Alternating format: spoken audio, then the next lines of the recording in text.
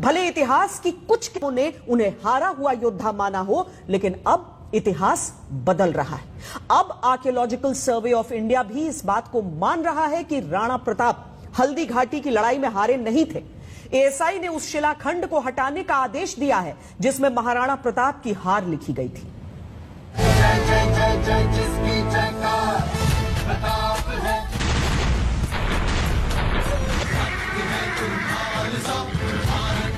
वीर सा मेरा पुत्र प्रताप है, प्रचंड तू अखंड तू सूर्य सा भी ताप है। राणा की तलवार एक बार युद्ध भूमि में बिजली सी चमकी तो फिर मयान में वापस नहीं गई। रण क्षेत्र में एक बार धारण किया योद्धा का कवच तो जीवन भर उतारा नहीं। ये कहानी है शौर्य के सूर्य महाराणा की। ये कहानी है स्वतंत्रता के शूरवीर महाराणा की।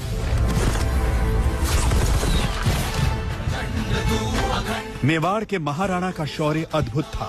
उनकी शक्ति और संकल्प अकल्पनीय था। लेकिन ये सवाल हमेशा ही स्थानीय लोगों के मन में चुभता है कि जब हल्दी घाटी के कण कण में राणा का पराक्रम झलकता है तो फिर इतिहास में महाराणा का उल्लेख एक हारे हुए योद्धा के तौर पर क्यों किया जाता है? इतिहास में क्यों ये दर्ज है कि महाराणा मुगलों से लड़े तो जरूर लेकिन जीते नहीं, आत्मसमर्पण तो नहीं किया लेकिन शासन भी नहीं कर पाए? क्या ये इतिहास सही है या इसमें तथ्यात्मक गलतियां हैं? इस समय ये देश का ट्रेंडिंग सवाल है। 3 दिन पहले करणी सेना ने राजसमंद जिले के रक्ततलाई से वो विवादित पट्टी बदल दी जिसमें महाराणा प्रताप के पीछे हटने की बात लिखी थी। शिलापट पर पहले लिखा था रक्ततलाई, जिसे बोलचाल की भाषा में खून की तलाई भी कहते हैं। बनास के दूसरे किनारे की ओर एक चौड़ा मैदान है। यहाँ शाही और प्रताप की सेना के बीच घमासान युद्ध हुआ था। इस युद्ध का नेतृत्व महाराणा प्रताप और मान सिंह घोड़े और हाथी पर सवार होकर क्रमशः कर रहे थे। युद्ध इतना भयंकर था कि संपूर्ण मैदान लाशों से भर गया था। ऐसी स्थिति में संयोगवश प्रताप की सेना को पीछे हटना पड़ा और युद्ध 21 जून 1576 को समाप्त हो गया।